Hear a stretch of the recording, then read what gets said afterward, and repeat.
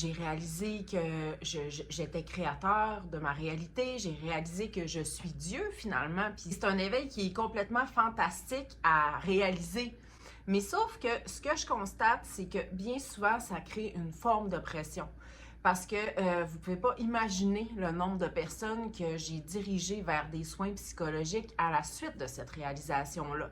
Pourquoi? Parce que les gens prennent la ligne de cet éveil-là en portant tout, en croyant qu'ils doivent tout tenir. Il y a une immense responsabilité parce que le Dieu qu'ils ont réalisé être, il marche seul.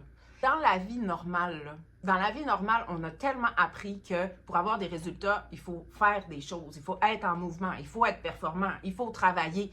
Mais dans la vie spirituelle, dans le monde spirituel qu'on est, de la manière qu'on crée notre réalité, on essaie d'appliquer ces mêmes règles-là, mais c'est pas comme ça que ça fonctionne. Fait que c'est là que je vous dis que on devient un Dieu seul parce qu'il doit tout gérer. Le film qui se passe, il doit y apporter sa volonté, il doit y apporter son effort pour qu'il y ait un changement qui soit bénéfique, pour qu'il y ait un changement qui soit abondant. Ici, il y a un problème. Fait qu'est-ce qu'on fait? On se met en mode du Dieu réparateur, du Dieu solutionneur, du Dieu analyseur. Si vous pensez être seul, c'est là que ça devient comme difficile à gérer notre réalité parce que, oh mon Dieu, j'ai cette pensée-là, j'ai cette croyance-là, j'ai cet effet-là qui arrête pas de se reproduire dans ma réalité puis que j'arrive pas à désamorcer. C'est ça qui devient essoufflant. C'est la danse avec ce qui se présente. Ça se présente, je ressens, je me permets de le ressentir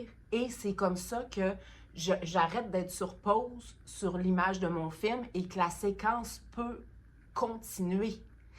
Fait que quand je demeure dans une posture où je me dis que cette scène-là, je l'aime pas, puis en étant dans un mécanisme conscient de la manifestation qui nous est souvent apprise, c'est-à-dire OK, il faut que je revisite mes croyances, il faut que j'ai mes croyances inconscientes, j'ai sûrement un conditionnement qui m'empêche de vivre une autre situation que ça, et etc.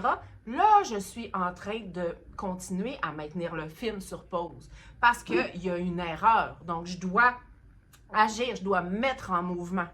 Mais le mouvement, quand je suis en danse avec la vie, c'est que l'expérience est là, elle me crée une émotion, je me permets de la vivre et après ça, le film continue.